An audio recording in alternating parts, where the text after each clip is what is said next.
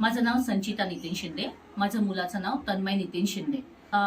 तन्मय नितीन शिंदेनी ह्यांनी अनया अबॅकस कात्रज पुणे इथून केले. त्याचे आरटी लेवल गेल्या वर्षीच कंप्लीट झालेले आहे आणि आता तो वैदिक शीतल मॅमकडे करत आहे.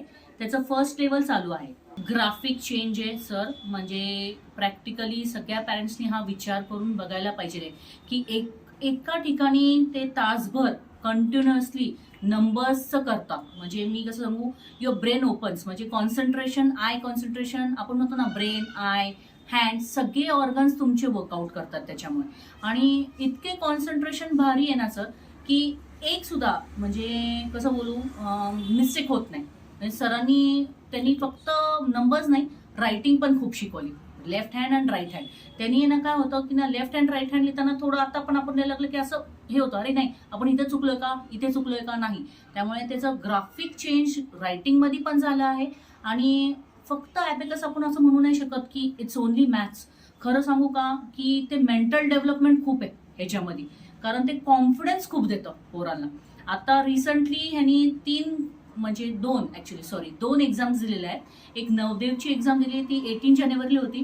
त्यात सुद्धा टाइम लिमिट होतं. Within 1.5 hour you have to solve 75 questions. 75 question solve करायचे म्हटलं तुम्ही, ते मल्टिप्लाय पटकन होतंय, तुम्हाला तोंडी पाठ करायची गरज नाही.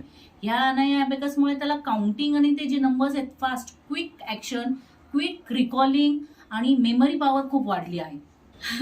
खरं सांगू का, मी अभ्यास कमी घेतलाय, कारण सरांचंच इतकं बेस्ट ट्रेनिंग आहे ना. म्हणजे सर सांगतात की एवढे एवढे पेजेस तुम्ही करायचे किंवा सॉल्व्ह करायचे किंवा ते देतात, तर जे काही सर्कल केले तर सर सांगायचे परत तुम्ही करा. मग त्यामुळे काय व्हायचं, जेव्हा ते रफ व्हायचं आणि ते परत करायचे तर त्यांना एक कळायचं, नाही मी इथे चुकलोय. कारण आपण जर कुठल्या कॉम्पिटिशनला गेलो नाही ना, तर ते आपण ती सराउंडिंग नाही नेऊ शकत पोरांना. म्हणजे मी खूप म्हटलं की माझा पोरगा खूप हुशार आहे, पण प्रॅक्टिकली जेव्हा तो जातो तिथे बसतो, म्हणजे आता क्लासमध्ये सपोज तो टॉप असेल, आपण फक्त आपल्या क्लासचं नाही बघायचं. जेव्हा सगळे क्लास एकत्र येतात अनया अबॅकसचे किंवा बॉम्बेचे पण इन्स्टिट्यूट, दुसरीकडून भरपूर ठिकाणी येतात, तुमचे 7-8 इन्स्टिट्यूट आहेत वेगवेगळे स्टेट्समध्ये येतात. जेव्हा ते एका वन रूफमध्ये बसतात, तेव्हा आपल्यापेक्षा कोणीतरी हुशार आहे आणि फास्ट कसं करते ह्याची जाणीव होते. आणि बेसिकली मी म्हणेल की विनिंग और लुझिंग हे मॅटर नाही करत, एक्सपिरियन्स मॅटर करतो तिथे.